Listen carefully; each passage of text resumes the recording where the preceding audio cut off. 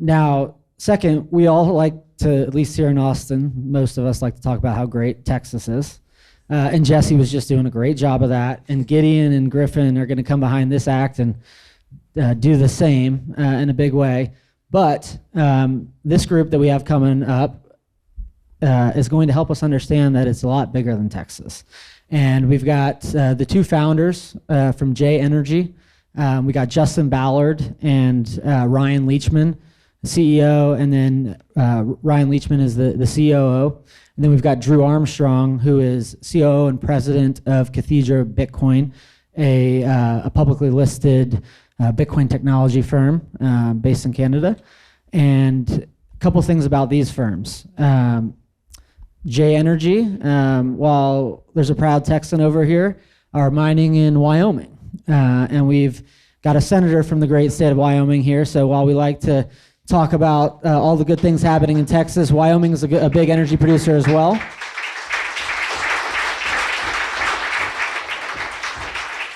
And Cathedra is bringing manufacturing back to the live free and die state in New Hampshire. So mining is going to revolutionize the energy industry in more places than just Texas.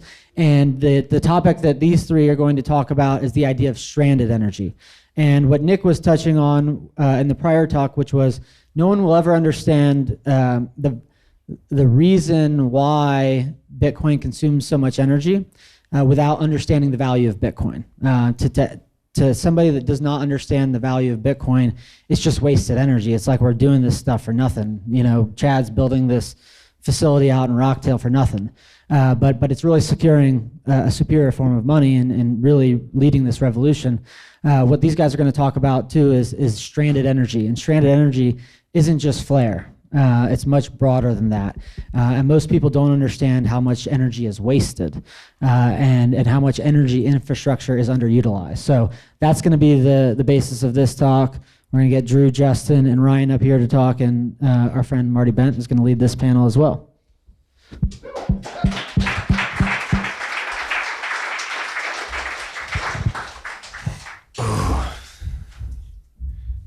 You guys can't see it, but Parker actually has my leg chained to this chair. Gentlemen, pleasure to be up here with you. Parker just gave a brief introduction to stranded energy, mentioned flare gas. What is the stranded energy opportunity look like? What are the different forms? Where do they exist? Yeah, I'll jump in.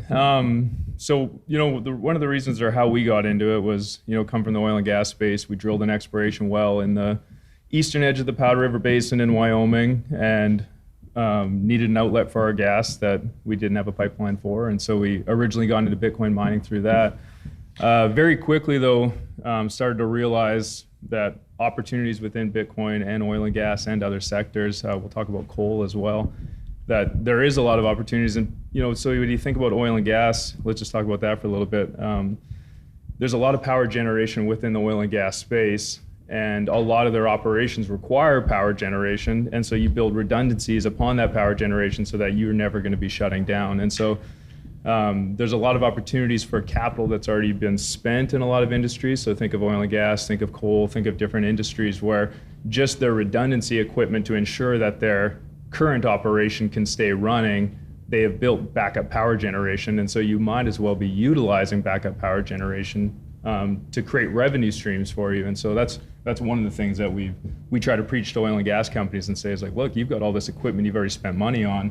Don't even think Bitcoin mining and just flare gas. Like, look, there's a generator right there that you could be turning on, utilizing, creating additional revenue streams. And so that's one of the things that we talk about with a lot of groups. Yeah, go ahead, Drew. Go ahead. Yeah, I guess I think of Bitcoin mining as just a permissionless energy sink. You can just plug it into any energy resource anywhere in the world, as long as you have an internet connection and sufficient compute power. You can earn revenue with that mining Bitcoin. I think it's just it's a simple idea, but it's so powerful in the context of energy because it is a location agnostic source of energy revenues. And so that means wherever there is a naturally occurring energy resource, or wherever there's an energy resource that isn't perhaps being fully utilized, you can monetize that with Bitcoin. I think as Marty and Ryan were talking about this, it's not just flare gas, though that I think is a really popular and common example.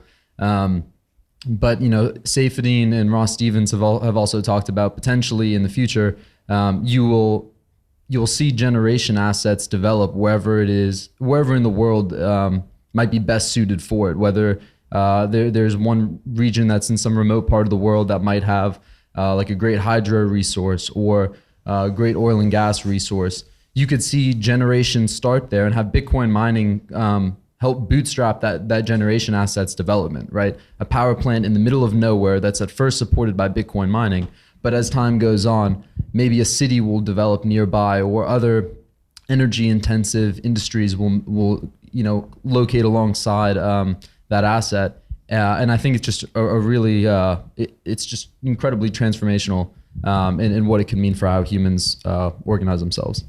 Yeah, and to expand on that a little bit, we just got back from El Salvador a few weeks ago and talked about that very exact thing, and that utilizing Bitcoin mining is basically a subsidy to fund development in areas that are stranded and undeveloped. And that is something that I don't think there's enough talked about. It's not just oil and gas at all, like Drew mentioned.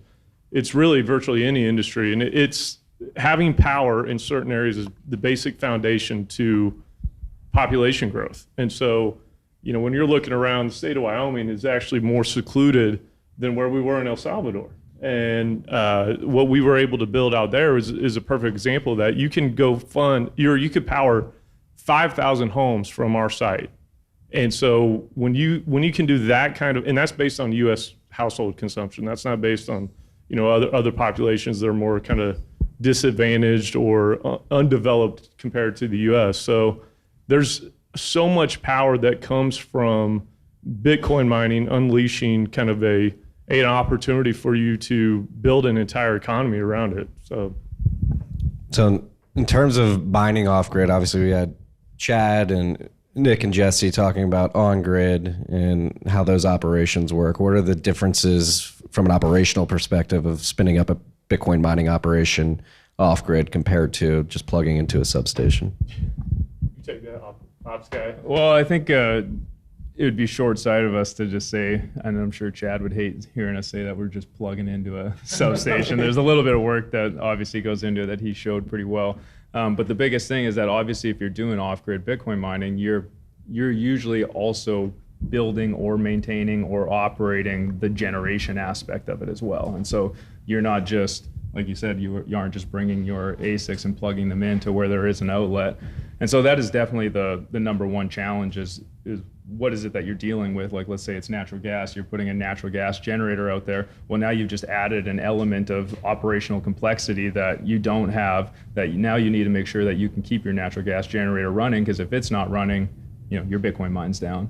And so that's definitely by far the biggest difference with off-grid. And I mean, our sites, like we've got some spots in Wyoming where you don't get cell service if you're out there, but yet we've got megawatts online connected to the internet. So you're having to find ways to, how do you connect back to the internet? How do you get people out to those locations safely every single day?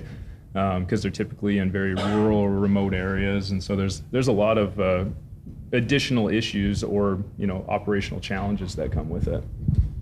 Yeah, I think Ryan has far more experience in the oil field than I do, but I think I might summarize it as just saying off-grid mining can be a real pain in the ass. There's just tons of difficulties and challenges associated with it. You're kind of playing life on hard mode, but at the same time, it's just such a fascinating engineering problem where you're building mining infrastructure and deploying mining infrastructure that ideally no one needs to be there or even be on site for 2 months potentially. And so we're talking about as close to an autonomous operation as possible. That's why one thing we really prioritize at Cathedra with the development of our Bitcoin mining rovers is having a degree of remote control so that you can make some adjustments to the operation without ever needing to send anyone out there. Oh yeah, no, I'll never cut this guy off. you're the first person to ever say that. But no, I think so it's just there are a lot of other really cool challenges, but it's kind of reassuring in some ways to know like that's where the moat is. If anyone can just go basically run the same strategy, or if the barriers to entry of running a similar mining strategy are sufficiently low, then you'll see a lot of people do it. I think it's not surprising that you see so many hundreds of megawatts coming online in Texas here, because the PPM guys have done such a good job of making a ready-made solution for miners to come and take advantage of. Bitcoin mining is a race to the bottom in terms of energy costs. I think Nick Carter first put forward the idea of basically, if you think about the map of the world as this, three-dimensional map where the topography is dictated by the cost of energy. We're all racing for the troughs. We're all racing for the cheapest energy we can. And I think as grids become saturated, potentially as grid infrastructure starts breaking down, off-grid is a really good thing it's going to be a really good thing to be good at. Yeah, and I'll do this a little bit different direction, if that's all right. Parker said in the email we could do that. So You could do whatever you all want. right. Artistic license. Yeah, artistic license, that's how I put it. So I also think there's an aspect to the stranded energy, or kind of off-grid, the way we describe it typically, that it really kind of goes with the ethos of Bitcoin and kind of a self-sovereignty aspect of it. And somebody asked a question earlier about some of the potential regulations come down for on-grid, or however that could get handled. That's an advantage for the off-grid miners, is that, look, right now the cost is likely more expensive than if you're on grid in Texas, in an ERCOT system. But in the future, that might not always be the case. And we oftentimes, can be naive to government actions. I don't think most of the people in this room, though, ignore that problem. But the reality is like, we literally have in the U.S. codified civil forfeiture. It is a law. It is something the government is allowed to do here. And if that ever come to a situation where the government does take some actions like that, off-grid miners are obviously going to be in a much better situation. Just undoubtedly, there's no doubt in my mind. So I like it from that aspect. Now, I'm full disclosure, we are setting up some mining operations with a large group in Texas on grid. Yeah, I'm not hating on it. It's just that there is an aspect to the off-grid mining that I think, the paranoid kind of lawyer brain in my mind is enjoys. And so I like that, there's groups like Cathedra and us that are having that as a high priority on our list to make sure that we're not, putting all our eggs in kind of a situation where the government could step in. And I mean, they've used this power in the past, even in the U.S. Like we forget that, is that we're not that far away from what happened in Canada, from someone dictate. They don't even have to prove it beyond a reasonable doubt. It's preponderance of evidence. Are there any lawyers in here? Okay, me too. There's like one. We need more. But it's a reality, is that the burden of proof, they don't even have to charge you with a crime. That's how close we are to that situation. So being off grid really provides you a little bit more security in my mind for your investment.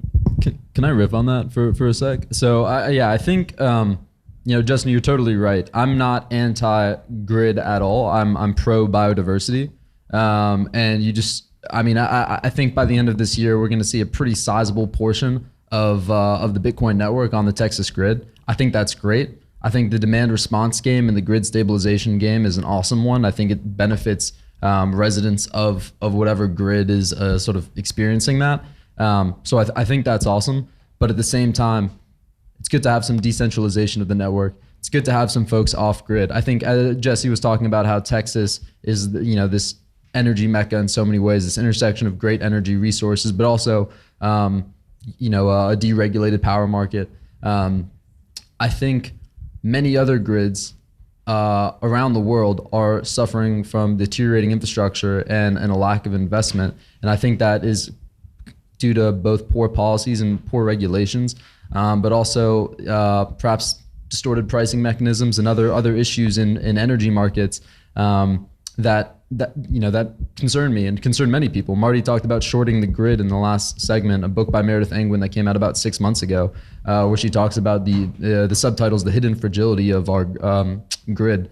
And I think as we look forward in the future, and we see what's going on with Russia right now, even before that, the European energy crisis, where you saw this sort of this self-inflicted fragility, countries like Germany shutting down stable nuclear generation and heavily subsidizing intermittent renewables that it did not have adequate storage or kind of stabilization for, and now it's dependent on Russian gas, and so despite all the jawboning from Germany about how whatever Putin might be doing, they're still importing Russian gas through Ukraine, and I think there's many examples of the fragility of energy systems around the world. And so I do wonder if the future of the next 10, 20 years in energy markets is perhaps going to be moving more towards microgrids or energy systems that aren't completely integrated with a heavily regulated utility that might take 2 years to build any sort of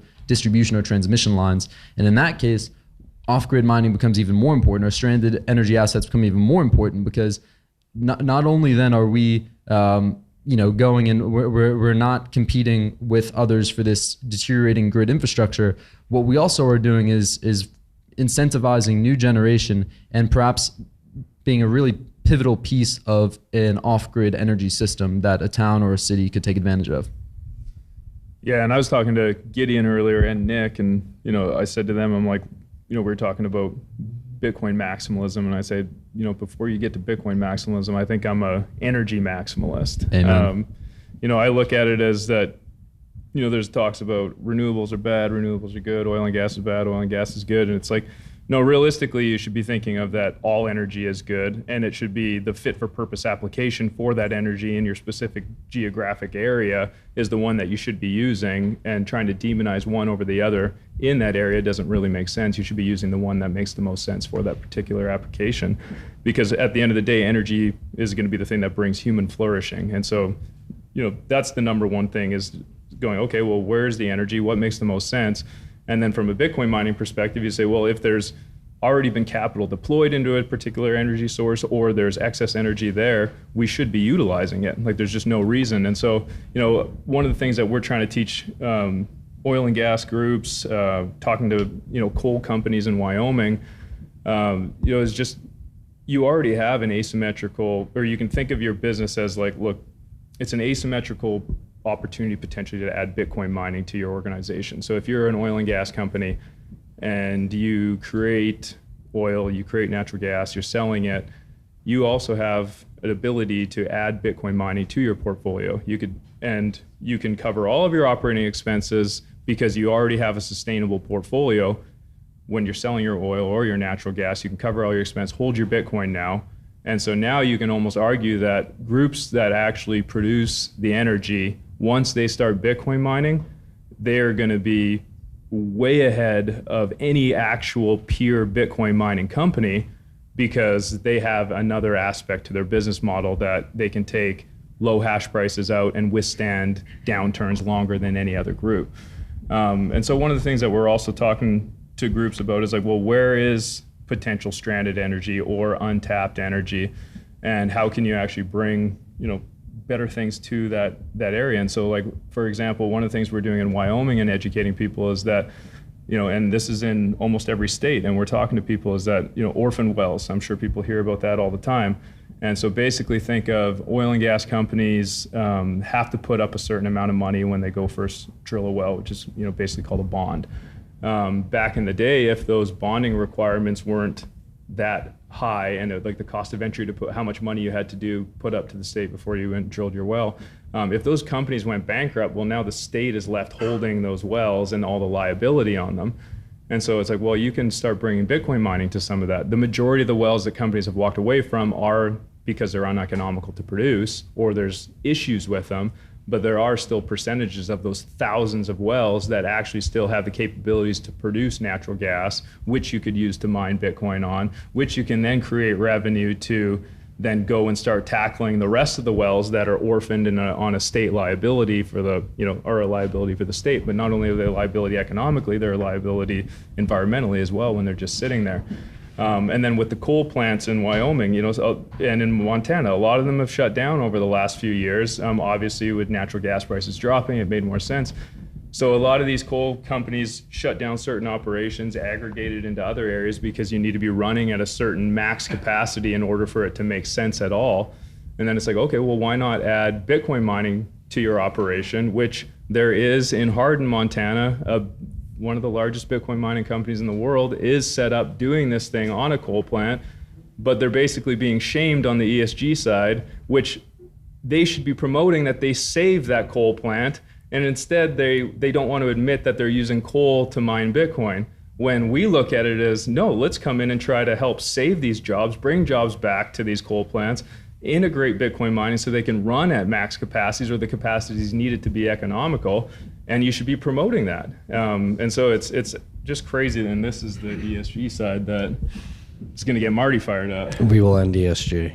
But yeah, there's so many areas where the Bitcoin can just seep into all this. And I think an interesting topic that we can go down now is like, all right, just operationally, how does this fit in? It's two examples that fascinate me the most. I'll let you guys describe them, but I'll just lob them up for you. Is the small modular reactor, incentivizing that proliferation, and then how Bitcoin mining can help when you IP a well and you don't have a pipeline connectivity.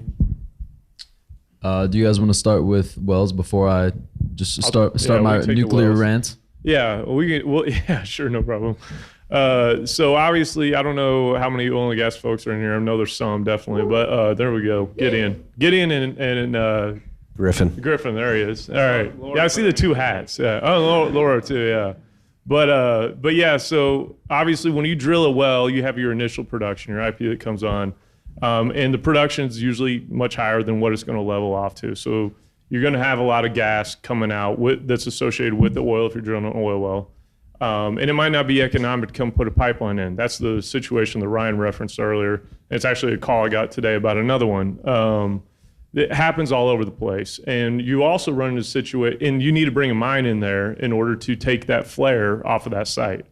So that's typically what people associate oil and gas and Bitcoin mining with, is the flare gas situation.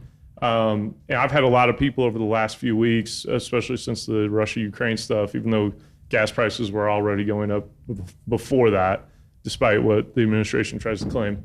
But anyway, so yeah, that situation, I think, is actually going to lead to more opportunities for mining, because we're getting into a situation where you have pipeline constraints for gas. But we need oil. And we need the oil, though. And so if you look at the different regional hubs, I looked at it right before we got up here.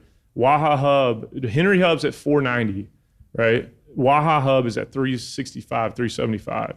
And so that's you're going to see more and more of that all across the country, depending on what areas are getting drilled more. Obviously, West Texas is some of the best reserves in North America, and it's the hottest play out there. So you got a lot of new production that's going to be coming on, and you got a lot of gas that's associated with that is going to have nowhere to go. And so you're going to have ample opportunities to take that gas and send it somewhere. The biggest problem for flare gas is the scalability and then the decline, because you got to build your mine to handle the proper amount of gas, depending on the regulations. Like in Wyoming, for instance, they only allow you to flare 60 MCF a day after the initial production.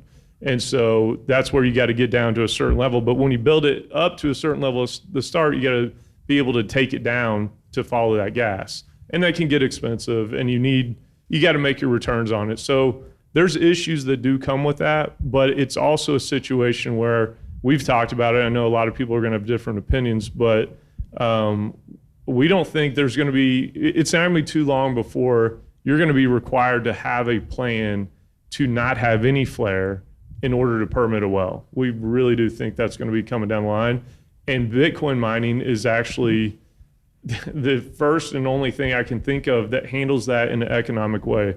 There's not very many programs or projects that a public company can take in order to meet some internal bullshit ESG guidance and make money from it. This is one of the only things that I think that I've seen where you can actually monetize something to make it economic while actually meeting these ESG metrics that are kind of forced upon a lot of these groups from the public markets. Yeah, and I think just visualizing this particular use case is fascinating. What Drew said, the execution, the high threshold of execution risk that exists off grid creates a potential moat, and that moat is so cool to think about. Like, imagine if you have your initial production, you have that steep decline curve, but you also have a fleet of rovers, as we call them at Cathedra, that you're just able to pull off as that well declines. Then you take them down the road, and you can have this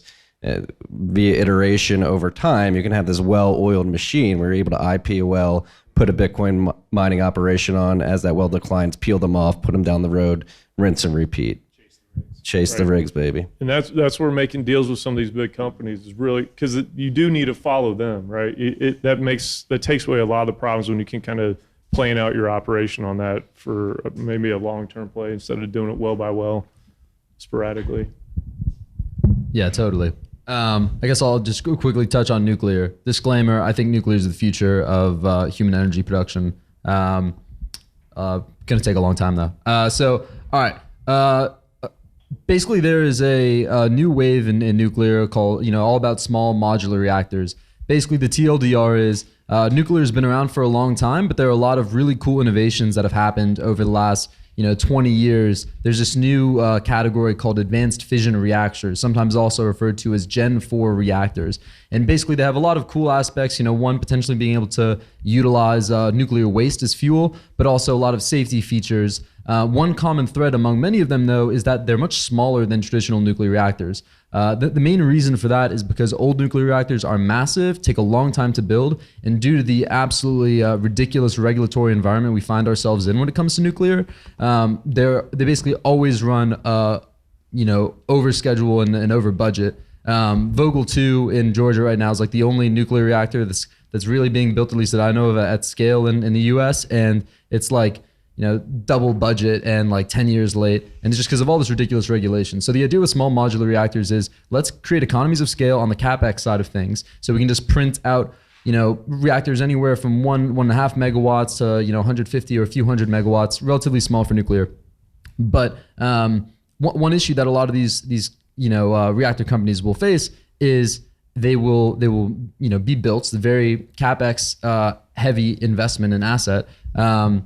But sometimes it might take the utility a couple of years to actually build out the interconnect, or there's all kinds of friction associated with actually joining the grid, and it depends, very much so on all the different regulatory environments. But potentially, Bitcoin miners could co-locate alongside that generation asset well in advance of that utility interconnect, and so I can start paying that nuclear reactor company for its energy well before they'd ever be able to ship that to market. And so that's great for them because it helps them start earning back their capital and potentially investing in additional projects. But it's also very cool in another context because one big reason why a lot of these small modular reactors are sized the way they are is to deal with remote places, say like a town in Alaska that is far removed from any sort of grid infrastructure. And a lot of these places will basically just run diesel generators to get electricity, and they'll pay 30 cents per kilowatt hour for the trouble. And so when you think about going in, that's what key market that a lot of these small modular reactor companies want to go focus on. So they build this reactor, and it's in this small town in Alaska. One issue though is that the town doesn't necessarily need all that power 24/7. So as a Bitcoin miner, I could co-locate and much like in the oil and gas model, serve as like a service provider to the nuclear reactor company, and I can play the same grid stabilization game that the folks here in Texas are playing, but on a much smaller scale. And so that again allows for the reactor to keep humming at near 100% capacity 24/7, earning back the capital that they invested initially, but then also reducing the cost of electricity for the people who are living there because there's another way for that nuclear reactor company to monetize their energy. And so I think personally, when I think about the future of energy, in a lot of ways, I think it's going to be small energy systems like that, where you have a location-specific generation resource that's very fit for purpose, as Ryan was saying, with Bitcoin mining co-located, serving as that that sponge, that permissionless energy sink, monetizing any energy that would otherwise be wasted. Drew's so freaking smart. Man. We've got crossed arms, Lewis, over here. I think that means that's our time. Gentlemen, thank you.